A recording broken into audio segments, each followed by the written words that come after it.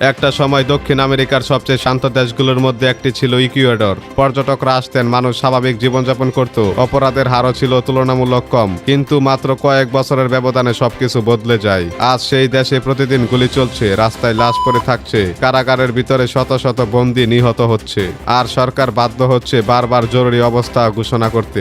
একটি শান্ত দেশ কিভাবে বিশ্বের সবচেয়ে ভয়ঙ্কর মাদক যুদ্ধের কেন্দ্র হয়ে উঠল, আজকের ভিডিওতে আমরা জানবো সেই অবিশ্বাস্য গল্প। ইকুয়েডর কোথায়?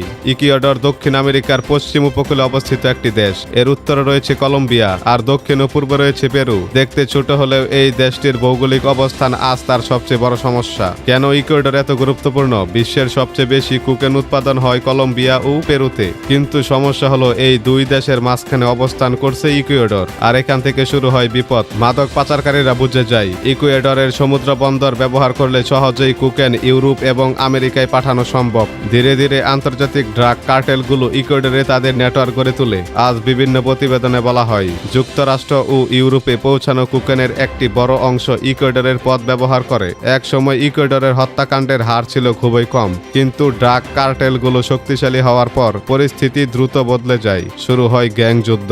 একটি কার্টেল আরেকটি কার্টেলের বিরুদ্ধে লড়াই শুরু করে। তাদের লক্ষ্য ছিল বন্দর দখল, মাদক পরিবহনের রুট নিয়ন্ত্রণ এবং কোটি কোটি ডলারের ব্যবসা নিজেদের হাতে নেওয়া। ফলাফল, হাজার হাজার মানুষ প্রাণ হারাতে শুরু করে। ইকুয়েডরের ডুরান শহর আজ দেশের সবচেয়ে বিপজ্জনক এলাকাগুলোর একটি। এখানে অনেক এলাকায় সাধারণ মানুষ নয়, বরং গ্যাং সদস্যের কথাই শেষ কথা। ব্যবসায়ীদের চাঁদা দিতে হয়, অনেক পরিবার ভয়ে বাড়ি ছেড়ে চলে যায়, আর যারা থাকতে বাধ্য হয় তাদের প্রতিদিন অনিশ্চয়তার মধ্যে জীবন কাটাতে হয়। বিবিসির সাংবাদিক অরলা গেরিন সরাসরি এই শহরে গিয়ে সেই বাস্তবতা তুলে ধরেছেন। তিনি দেখিয়েছেন কিভাবে ভয় মানুষের দৈনন্দিন জীবনের অংশ হয়ে গেছে। কিন্তু সরকার কি এই গ্যাংগুলোকে থামাতে পেরেছে? কেন সেনাবাহিনী নামানো হলো?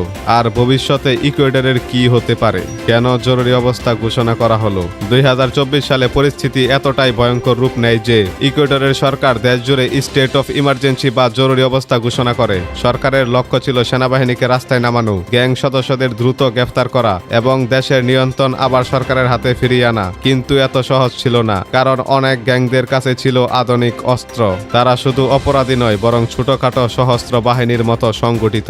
ইকুয়েডরের সবচেয়ে বড় সমস্যাগুলোর একটি হলো কারাগার। অনেক কারাগারে বন্দীদের নিয়ন্ত্রণ করে গ্যাং নেতারাই। বিভিন্ন গ্যাংয়ের মধ্যে সংঘর্ষে বহুবার ভয়াবহ প্রাণহানির ঘটনা ঘটেছে। কারাগারের ভেতর থেকে অনেক অপরাধী তাদের গ্যাং পরিচালনা করেছে বলে অভিযোগ রয়েছে। এই কারণে সরকার কারাগারের নিরাপত্তা জোরদার করতে বাধ্য হয়েছে। তদন্ত ও বিভিন্ন আন্তর্জাতিক প্রতিবেদনে বলা হয়েছে আন্তর্জাতিক মাদক চক্রগুলো ইকুয়েডরের বন্দর ও রুট ব্যবহার করে কোকেন পাচারের চেষ্টা করে।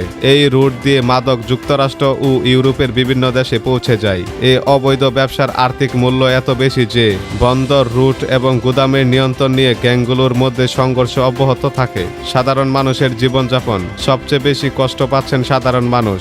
অনেক দোকান আগেভাগেই বন্ধ হয়ে যায়। অনেকে রাতে ঘরের বাইরে থেকে বের হতে ভয় পান। ব্যবসায়ীদের কাছে থেকে চাঁদা দাবি করা হয়। অনেক পরিবার নিরাপদ এলাকার খুঁজে শহর ছেড়ে চলে যাচ্ছে। এক সময়ের শান্ত শহরগুলো আজ আতঙ্কের প্রতীক হয়ে উঠেছে। সরকার কি সফল হচ্ছে? সরকার হাজার হাজার পুলিশ ও সেনা মোতায়েন করেছে। অনেক অভিযানে অস্ত্র, মাদক এবং সন্দেহভাজন গ্যাং সদস্যদের আটক করা হয়েছে। বন্ধুরা, ইকুয়েডরের গল্প আমাদের একটি গুরুত্বপূর্ণ শিক্ষা দেয়। যখন সংগঠিত অপরাধ রাষ্ট্রের চেয়ে শক্তিশালী হয়ে ওঠার চেষ্টা করে, তখন তার প্রভাব শুধু একটি দেশের উপর নয়, পুরো বিশ্বের নিরাপত্তার উপর পড়তে পারে। এক সময়ের শান্ত দেশ আজ মাদক চক্র, সহিংসতা এবং ভয়ের সঙ্গে লড়াই করছে।